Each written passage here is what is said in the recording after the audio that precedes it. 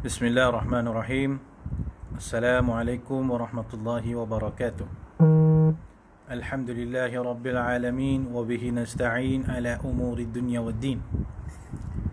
Allahumma salli wa sallim wa barik ala sayyidina wa maulana Muhammad al-fatih lima ughliq wal khatim lima sabaq nasiril haqq bil haqq wal hadi ila siratikal mustaqim wa ala alihi wa sahbihi حق قدره ومقداره العظيم في كل لمحة ونفس عدد ما وسعه علم الله.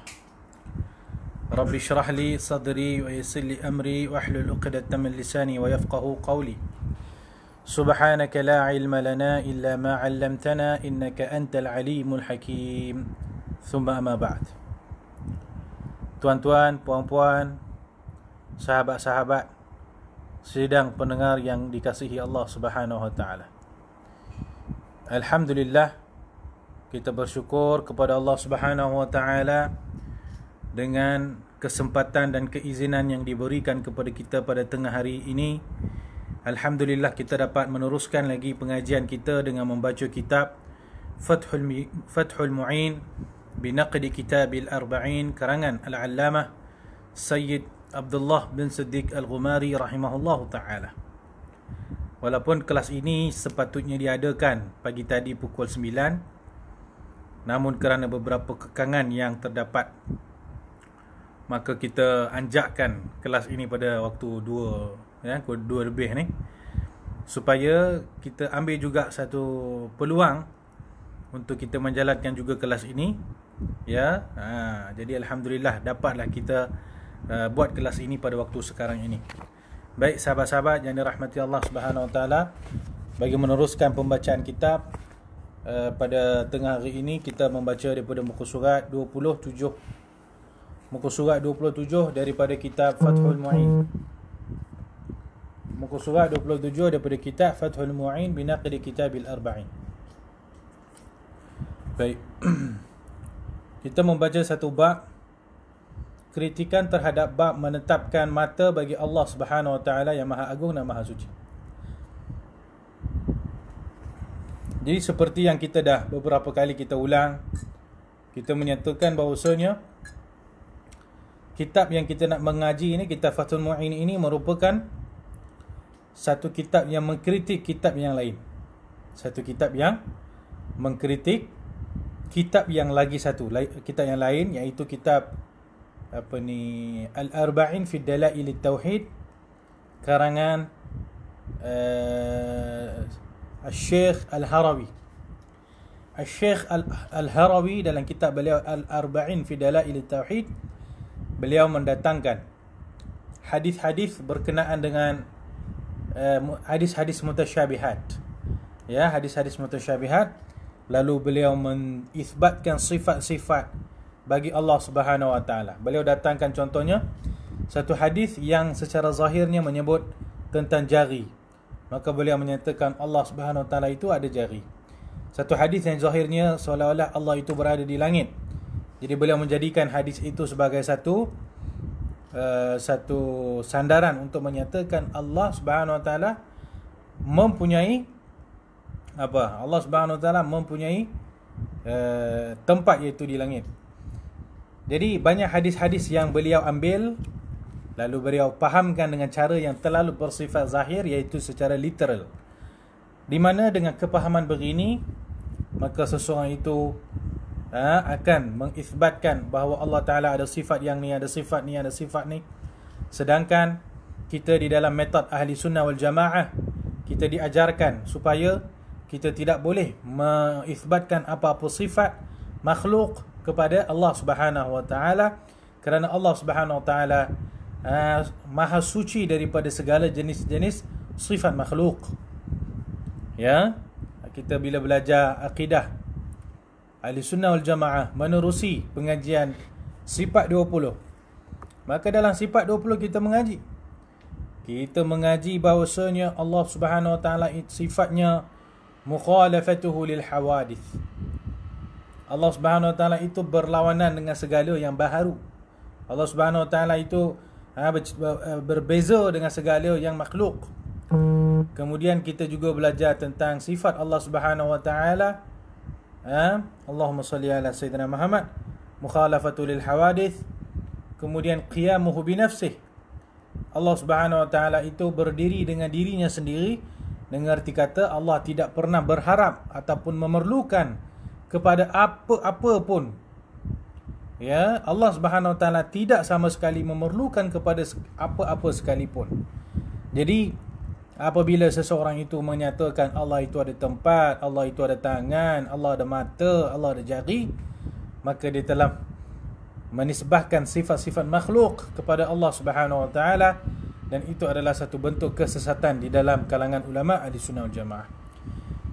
Jadi kita teruskan pada tengah hari ini membaca kitab-kitab hadis-hadis berkenaan dengan sifat-sifat mutasyabihat, dan kita belajar bagaimana untuk memahami hadis-hadis ini.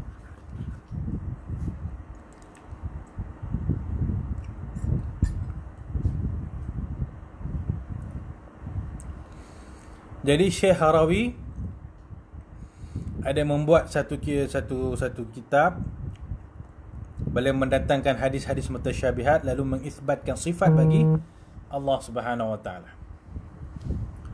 Maka adalah satu hadis beliau datangkan hadis ini. Kemudian beliau mengisbatkan sifat mata bagi Allah Subhanahu wa taala. Beliau memahami hadis itu secara zahir, secara literal, lalu beranggapan bahawa Allah Subhanahu wa taala ada mata. Okay, kita akan bacakan hadis tersebut dan kita akan tengok bagaimana kupasan ulama Ahlussunnah wal Jamaah seperti Syed Abdullah Al-Ghumari, bagaimana kupasan beliau ketika memahami hadis ini. Maka hadisnya, bismillahirrahmanirrahim, diriwayatkan pada bab ini hadis daripada Anas bin Malik radhiyallahu anhu, katanya Nabi SAW bersabda, "Ma min nabiyyin illa wa qad anzara ummatahu al-a'war al-kadhdhaba illa ala innahu a'war. Wa inna rabbakum 'azza wa jalla laysa bi'a'war.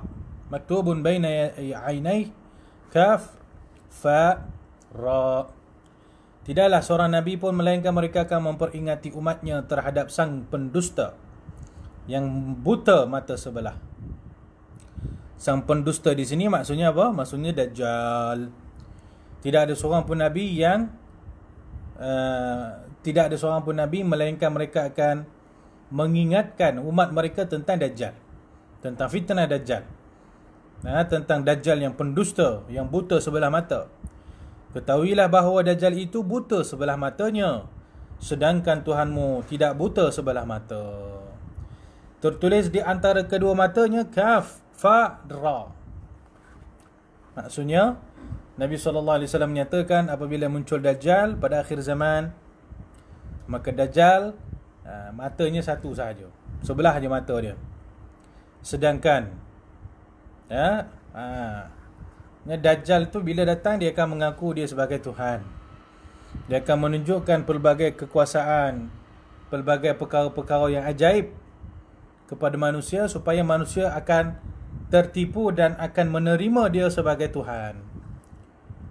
Jadi Dajjal ni dia akan mendakwa dia lah Tuhan, dia ada kuasa, dia boleh turunkan hujan, dia boleh hidupkan orang mati, sedangkan semua itu adalah penipuan dan fitnah semata-mata.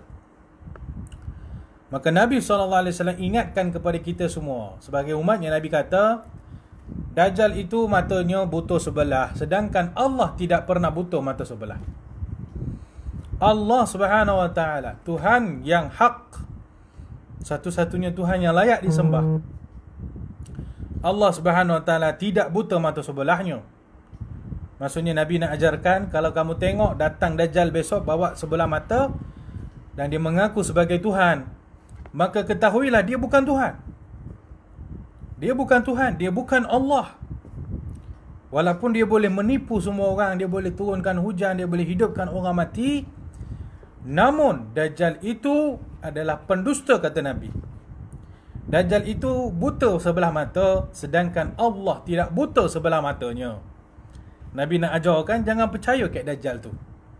Nabi ajarkan kepada kita supaya jangan percaya kepada si Dajjal tersebut. Jangan tertipu dengan penipuan dia, jangan termakan fitnah dia. Dan Nabi ingatkan, ketahuilah Allah tidak buta sebelah mata. Maksudnya bila kita tengok Dajjal, oh dia ni buta sebelah mata, kita tahu oh ini penipu. Ini Dajjal, ni bukan Tuhan, ni bukan Allah. Sebab Allah tidak buta sebelah matanya. Ini hadis yang diriwayatkan kepada kita. Persoalannya tuan-tuan dan puan-puan dikasihi, dalam hadis ni ada tak sebut bahawa Allah itu ada mata? Ada tak disebut dalam hadis ni Allah ada mata? Ada ke? Cuba kita tengok. Saya baca balik hadis ni. Tidaklah seorang pun Nabi yang melainkan mereka akan memperingati umatnya terhadap sang pendusta yang buta mata sebelah. Ketahuilah bahawa Dajjal itu buta mata sebelahnya, sedangkan Tuhanmu, iaitu Allah Subhanahu Wa Taala, tidak buta sebelah mata. Tertulis di antara kedua matanya, maksudnya tertulis di antara kedua mata si Dajjal, Kaf, Fa, Ra, itu kapi. Jadi Dajjal matanya sebelah saja, yang okey, sebelah lagi dah buta. Di tengah-tengah antara dua mata tersebut ada Kaf, Fa, Ra, kapi. Okey. Jadi ada setengah orang ambil hadis ni, dia kata Allah ada mata. Sedangkan kita baca balik hadis ni, ada ke sebut bahawasanya Allah ada mata? Ada tak disebut dalam hadis yang kita bacakan tadi Allah Subhanahu Wa Taala ada mata? Ada tak disebut macam tu? Tak ada. Nabi hanya menyebut sedangkan Tuhanmu tidak buta mata sebelah. Maksudnya Nabi SAW membandingkan Dajjal itu matanya buta sebelah. Allah Subhanahu Wa Taala tidak buta mata sebelah. Adakah kita faham daripada ayat tu bahawasanya Allah itu ada mata? Boleh ke kita faham macam tu? Kan? Kita tengok macam mana hadis ini dikupas oleh Syed Abdullah Al-Ghumari. Beliau menyatakan sesungguhnya hadis ini tidak pun mensabitkan bagi Allah mempunyai dua mata. Nabi tak kata pun Allah ada dua mata. Nabi SAW sebut Allah tidak buta sebelah seperti si Dajjal tu. Dajjal tu betul lah matanya buta sebelah, tapi Allah tak buta sebelah mata. Adakah maksud Allah tak buta sebelah mata maksudnya Allah ada dua mata? Boleh tak kita buat kesimpulan begitu? Sedangkan dalam hadis tidak pun mensabitkan Allah ada dua mata. Sebab tu pengarang menyatakan sesungguhnya hadis ini tidak pun mensabitkan bagi Allah Subhanahu Wa Taala mempunyai dua mata. Maka daripada mana Harawi memperolehinya? Kalaulah hanya dengan memahami lafaz hadis sesungguhnya Tuhanmu tidak buta sebelah mata, itu menunjukkan bahawa Allah Subhanahu Wa Taala mempunyai dua mata, maka ini merupakan satu kesalahan yang besar.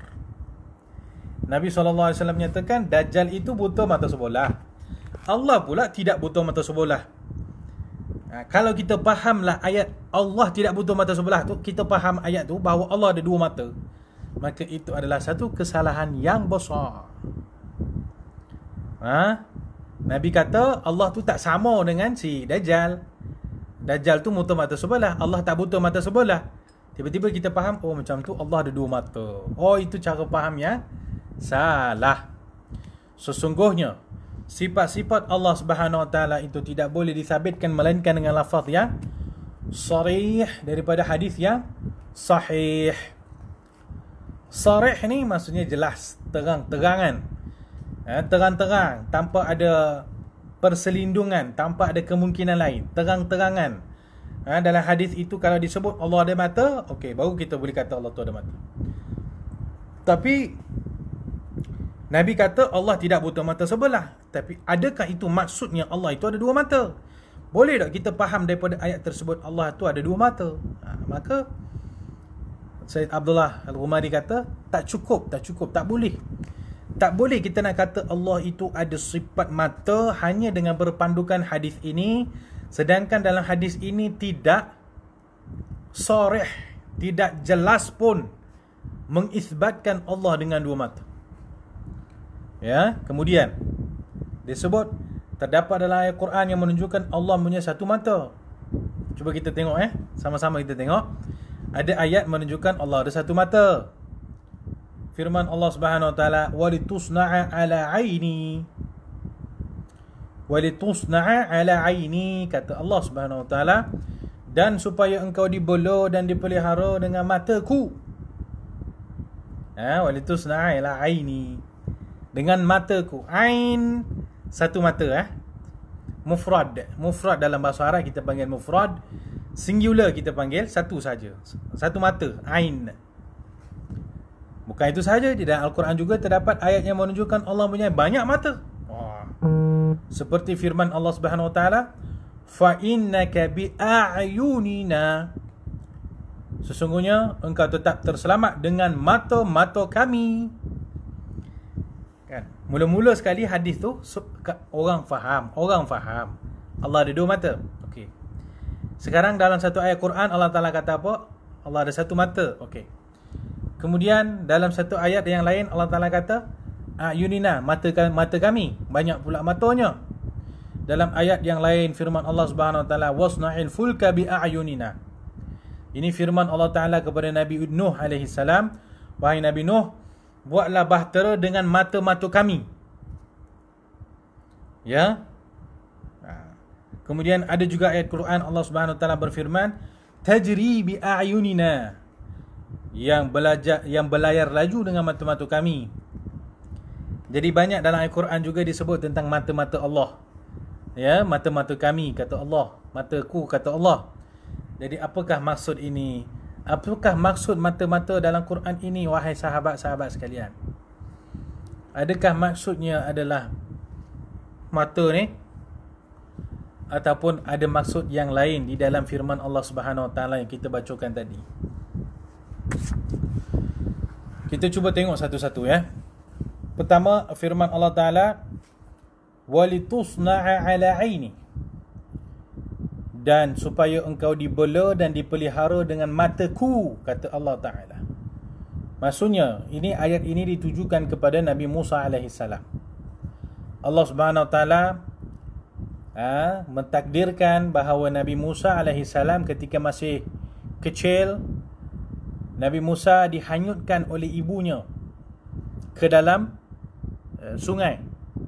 Nabi Musa diletakkan dalam bakul, kemudian dihanyutkan dalam sungai. Jadi Nabi Musa pun dalam bakul itu pun hanyut sampailah terdampar berdekatan dengan istana Firaun. Datanglah ketika itu Asiyah, isteri kepada Firaun, lalu mengambil Nabi Musa yang ketika itu masih bayi lagi, lalu membelanya, menjaga Nabi Musa dengan baik. Jadi Allah Subhanahu Wa Taala menyatakan, selepas itu Allah Ta'ala mempertemukan ibu Nabi Musa dengan Nabi Musa yang masih bayi, yang masih kecil di istana Firaun. Allah Subhanahu Wa Taala mentakdirkan ibu Nabi Musa pergi ke istana Firaun untuk menyusukan Nabi Musa. Jadi maksudnya, maka Allah Ta'ala menyatakan di situ, wahai Musa, supaya engkau dibela dan dipelihara dengan mataku. Apa maksud mataku di sini? Apa kita boleh faham tentang mataku di sini, tuan-tuan dan puan-puan? Maksud mataku di sini pastilah maksud dia adalah pengawasan Allah Subhanahu Wa Taala. Maksudnya supaya engkau wahai Musa dibela dan dipelihara di istana Firaun oleh Firaun sendiri, tetapi dengan pengawasan daripada kami, dengan pemerhatian daripada kami. Ya, tu. Kemudian dalam ayat Al-Quran yang lain yang kita baca tadi, Allah Subhanahu Wa Taala firman kepada Nabi Nuh alaihi salam, ya wahai Nuh, wasna'il fulka bi a'yunina, dan buatlah bahtera dengan mata-mata kami. Allah Subhanahu Wa Taala kata, wahai Nabi Nuh, kamu buat bahtera, kamu bina bahtera, kapal besar dengan mata-mata kami. Apa kita nak faham mata-mata kami di sini, tuan-tuan dan puan-puan?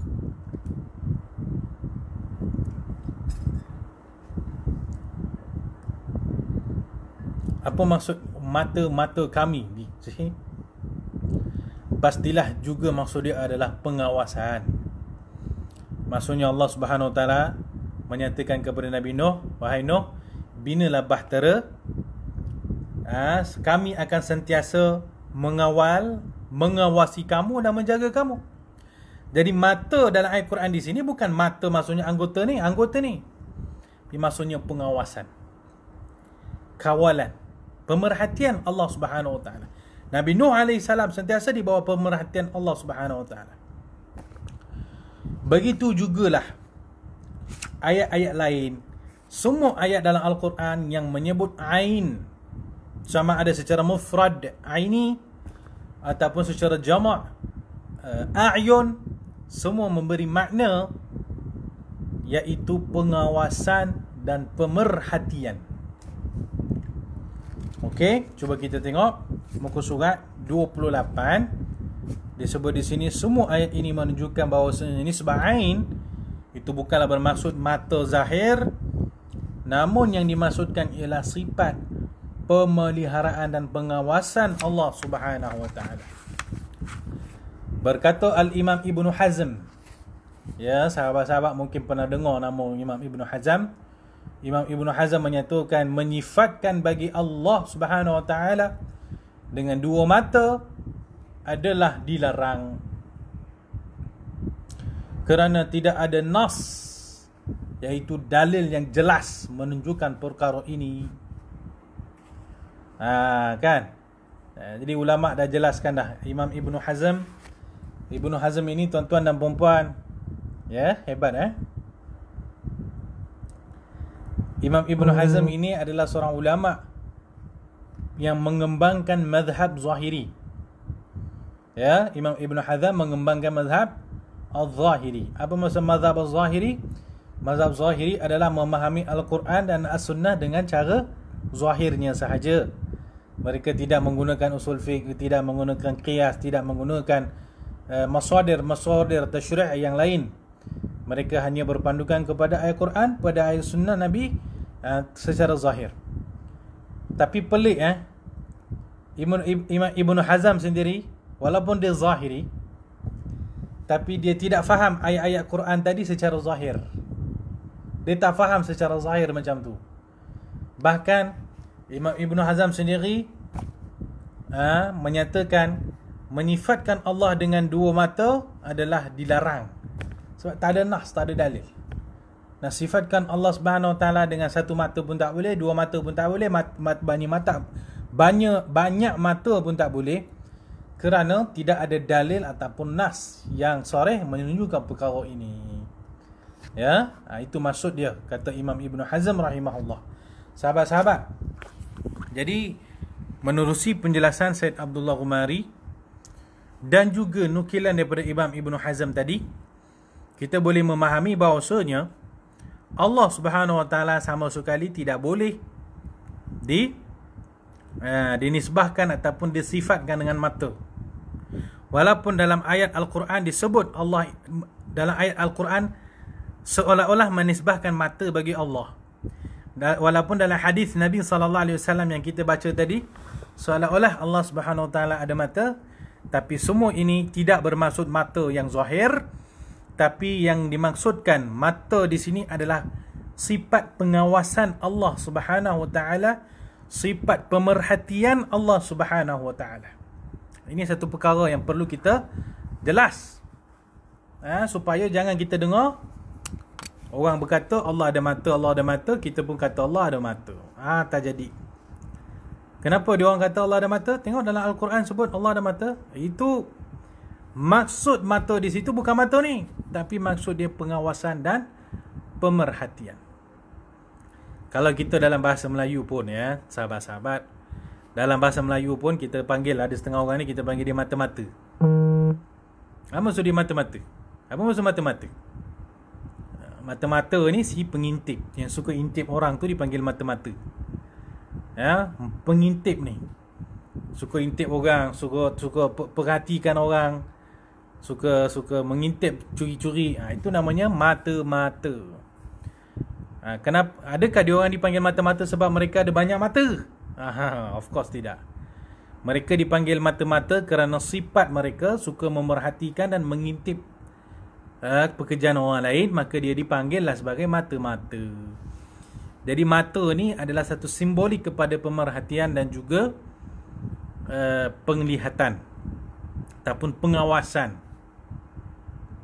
Ya, kita boleh faham perkara ini dengan jelas. Mata ni adalah simbolik kepada pemerhatian dan pengawasan.